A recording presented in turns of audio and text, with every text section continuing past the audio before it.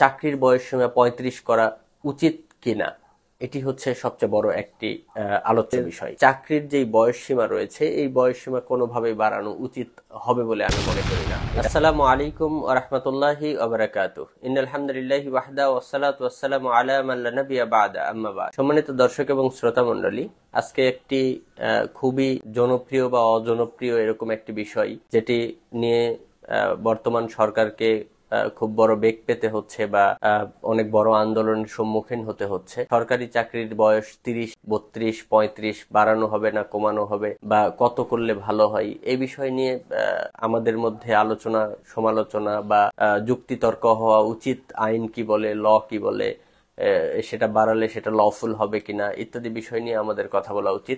আমিও মনে করলাম যে বর্তমান পরিস্থিতিতে যেহেতু ছাত্রদের নিয়ে এই বিষয়টি, সেহেতু এই বিষয় নিয়ে আমাদের কথা বলা উচিত। আমি একেবারেই আমার মতামত যেটি সেটি এবং ভিন্ন মতামত যেগুলো সেগুলো নিয়েই কথা বলবো।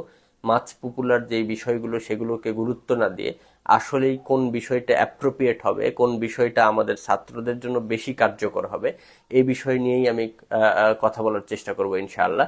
এখানে বায়াসড হয়ে কোনো পক্ষ নির্ধারণ করে আগে থেকেই কথা বলার মতো চিন্তা ভাবনা করব না। যুক্তি প্রমাণ দলিল ইত্যাদি ইত্যাদি সবকিছু সামনে নিয়ে এসে যেভাবে কথা বলার প্রয়োজন সেগুলো দিয়েই আমি কথা বলার চেষ্টা করব ইনশাআল্লাহি ওয়া মা তৌফিক ইল্লা বিল্লাহ। আশা করব আপনারা আমাদের সাথে থাকবেন, কথা শুনবেন এবং পক্ষে বিপক্ষে আপনাদের কি মতামত সেগুলো আমাদের কমেন্ট বক্সে জানাবেন ইনশাআল্লাহ। প্রথমতই আমরা বলতে চাই যে চাকরির বয়সসীমা ৩৫ করা উচিত কিনা, এটি হচ্ছে সবচেয়ে বড় একটি আলোচ্য বিষয়। আমরা প্রথমেই যেটা চিন্তা করব সেটা হচ্ছে যে আমাদের বর্তমানে সরকারি চাকরিজীবী যারা রয়েছেন বা যারা সরকারি চাকরিতে ঢোকার জন্য এত বেশি উন্মাদনা দেখাচ্ছি, প্রথমেই আমি চাকরির জন্য এত বেশি উন্মাদনায় পড়ে গেলাম কেন, এত বেশি আগ্রহী হয়ে পড়লাম কেন, সেটাই একটা বড় রিমার্কেবল ম্যাটার। সবচেয়ে বড় যে বিষয় সেটি হচ্ছে যে আমরা যে চাকরিতে ঢোকার চেষ্টা করছি, আমরা আমার পড়াশোনা করলাম, পড়াশোনা করার পরে আমরা যে চাকরি করব, আমাদের মেইন পড়াশোনার উদ্দেশ্য কি, এটি নিয়ে আমরা অন্য ভিডিওতে আলোচনা করব ইনশাআল্লাহ। সম্মানিত দর্শক এবং শ্রোতা মণ্ডলী, আমরা যে চাকরিতে বয়স সীমা কত হবে, 30, 35 বা এর চেয়ে কম বেশি আমরা কত করতে চাই সেটি নিয়ে আমরা আলোচনা যেটা করছি, সেখানে আমাদের প্রথম যেই আমরা যারা বয়স বৃদ্ধি করার পক্ষে, আমাদের প্রথম যে যুক্তি সেটাই হচ্ছে যে অনেক দেশ রয়েছে, বাংলাদেশ ব্যতীত অনেক দেশ রয়েছে যেখানে চাকরির বয়সসীমা 35 রয়েছে বা 40 রয়েছে, অনেক বেশি রয়েছে। অনেক দেশ রয়েছে যেখানে চাকরির কোনো বয়স সীমাই নেই, যে কোনো বয়সেই চাকরিতে ঢুকতে পারে, বের হতে পারে, এরকম সিস্টেমে রয়েছে। তো আমাদের দেশে সেটা করতে সমস্যা কোথায়? জি, খুব ভালো একটি আমাদের যুক্তি এটা। 2 নম্বর যে যুক্তি তারা নিয়ে আসছে সেটি হচ্ছে বাংলাদেশের যে বিশ্ববিদ্যালয়গুলো রয়েছে সেই বিশ্ববিদ্যালয়ে অনেক সেশন জট চলে। সেই সেশন জটে আমাদের 4 বছরের অনার্স শেষ করতে 6 বছর 7 বছর লেগে যায়। সেই ক্ষেত্রে আমরা আমাদের চাকরির জন্য যে প্রিপারেশন নেওয়ার সময়, এই সময়টা খুব কম হয়ে যায়। তখন আমরা কি করব? এটা এটা আরও একটি খুবই গুরুত্বপূর্ণ বিষয় যেটা নিয়ে আমরা আলোচনা করতে পারি। এখানে প্রথম যে বিষয় সেটি হচ্ছে, আমার কোনোই সমস্যা নেই যে যদি কোনো ব্যক্তি 30, 40, 50 বছর করে বা আনলিমিটেড চাকরির বয়স করে, এটা আমার সমস্যা না, বা এটা করলে সেখানে খুব বাধা দেওয়ার যে কিছু রয়েছে সেটাও কোনো বিষয় নয়।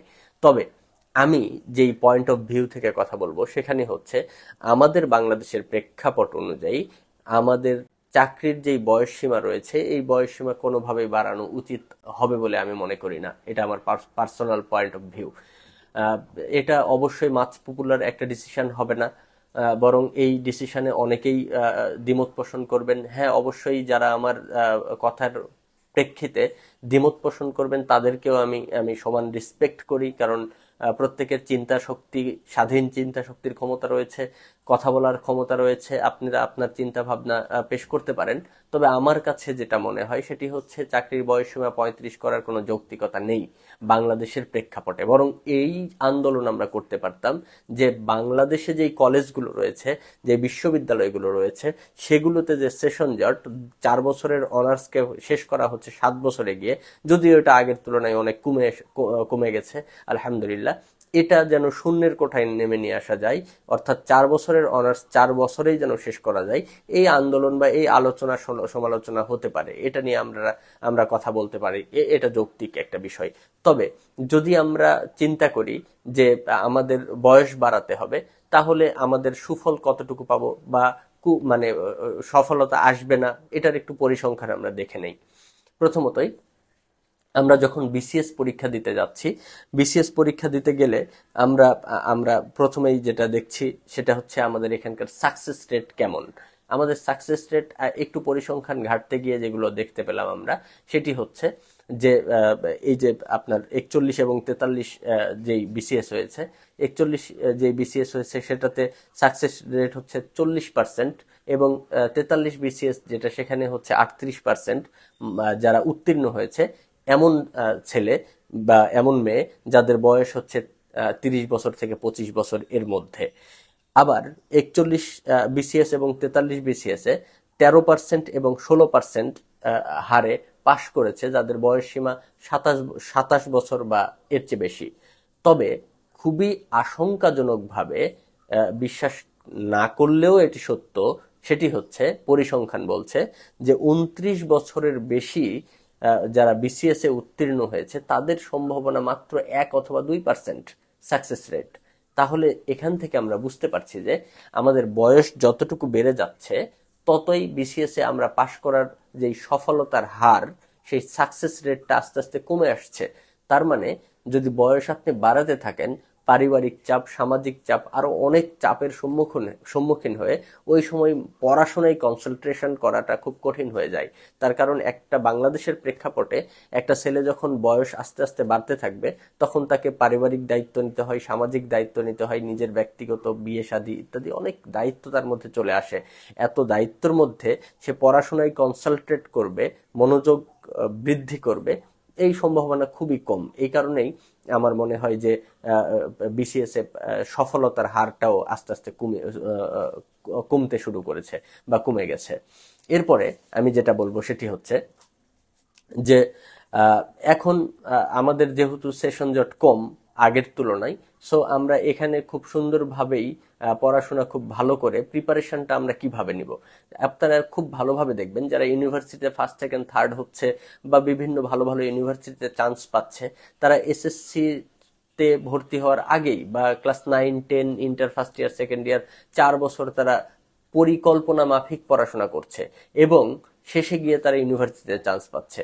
আবার আমার দেখা এরকম ঢাকা ইউনিভার্সিটি সহ বিভিন্ন ভালো ভালো ইউনিভার্সিটিতে আমার দেখা যে যারা ভালো ভালো জবে এখনো আছে বা ভালোভাবে বিসিএস করছে, তারা সেই অনার্স ফার্স্ট ইয়ার থেকেই তারা চাকরির প্রিপারেশন নাই। 4 বছর টানা honours first year second year third year fourth year 4 বছর যদি তারা চাকরির প্রিপারেশন নেয়, তারপরে যদি তারা চাকরিতে অনার্স শেষ করেই চাকরিতে ইনভলভ হওয়ার চেষ্টা করে বা বিসিএস পরীক্ষা দেওয়ার চিন্তা করে বা বিজিএস দেওয়ার চেষ্টা করে, তাহলে তাদের সফলতার রেট আরো অনেক ভালো হবে। এখন আমরা যদি 4 বছরের অনার্স শেষ করার পরে চাকরির প্রিপারেশন নেওয়া শুরু করি, তখন আমাদের সেই সম্ভাবনাটা কমে যায় যে আমরা কতটুকু সময় পাচ্ছি, সেই প্রশ্নবোধক চিহ্নটা সেখানে আসে। অতএব আমাদের খুবই ভালো হবে যদি আমরা এরকম কাজ করতে পারি যে আমাদের যখন অনার্স শুরু হলো তখন থেকেই আমরা ভালোভাবে প্রিপারেশন নেব, এটা একটা হতে পারে।